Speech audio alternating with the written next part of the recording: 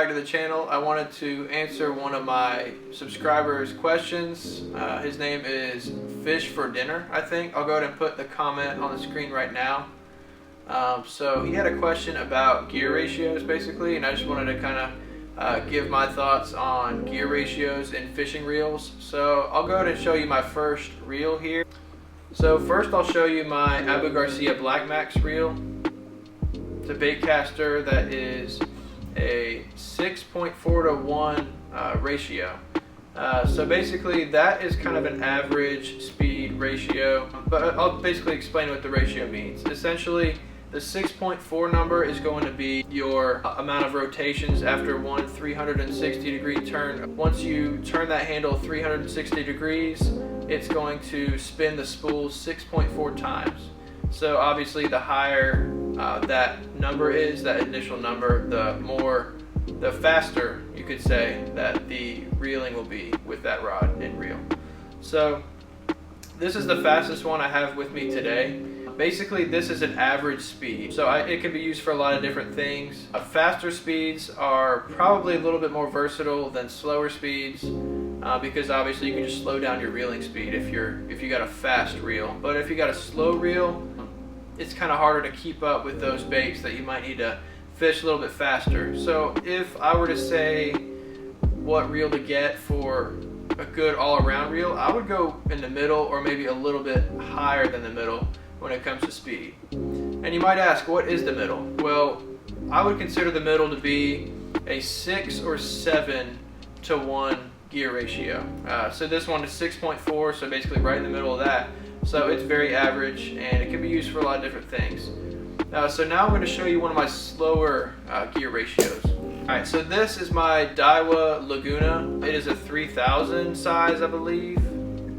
Yes, Laguna Lt 3000. So this one, the gear ratio is 5.3 to 1, I believe. So this is one of my slower reels. It is less versatile than maybe a 6 or 7 speed, but slower speeds have their own uses as well. I like to use it for things that I know will just have a steady, slow retrieve, like a slow-moving swim bait or something like that. Another thing I use it for is wacky rigged worms, because you don't really have to reel that much with those.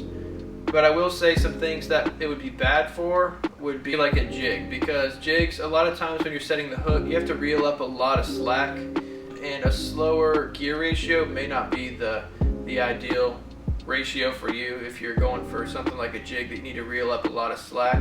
So it does have its limitations, but it also has its uses. So that is my slower reel there. By the way, it is on a H2O Express rod, which a lot of people don't like very much, but I actually have really enjoyed this rod. I think it's really good. So these two kind of go pretty well together. And my last reel I'll show you guys is the Akuma Stratus, and that is on my trusty Shakespeare ultralight rod, 4'6". You guys probably see this rod and reel more than any other of my combos, just because this is the one that I throw Old Faithful on, and you know that's what the channel is named after. So this one, honestly, it is an old reel. They don't sell it anymore.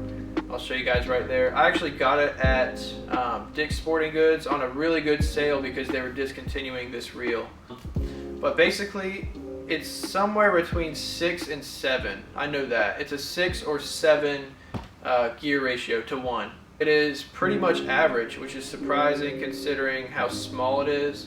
Although another thing about the gear ratio is it could be a really small spool, but it'll still show that number 6 or 7.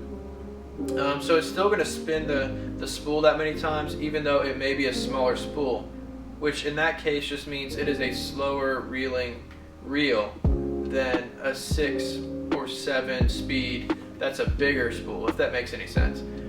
So this could still be considered slower than some of the other larger reels, but it does still have about a 6 to 1 gear ratio. This one just seems to be ideal for a lot of different situations, but of course I just throw Old Faithful on this mostly, and it definitely does the job well for that.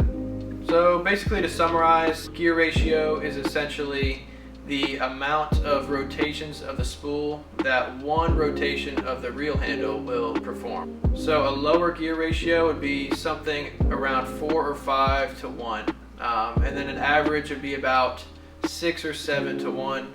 And then the higher speeds, which actually I don't own any, but higher speeds would be considered something like 8 or 9 to 1. Those, I will say, are good for stuff like frogs, because with frogs, you're going to have to reel up a lot of slack when you're setting that hook. So that would be perfect for a frog. It would probably be pretty good for stuff like a Carolina rig too, or a Texas rig that you have to reel up a lot of slack with.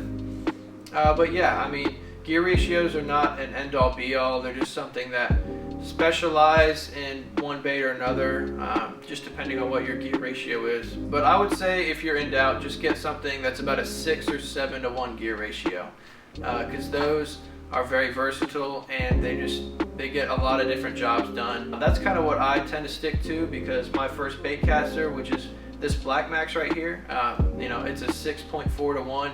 And I wanted to get that because it just can do a lot of different things. So yeah, that's basically gear ratios. Let me know if you have any questions in the comments.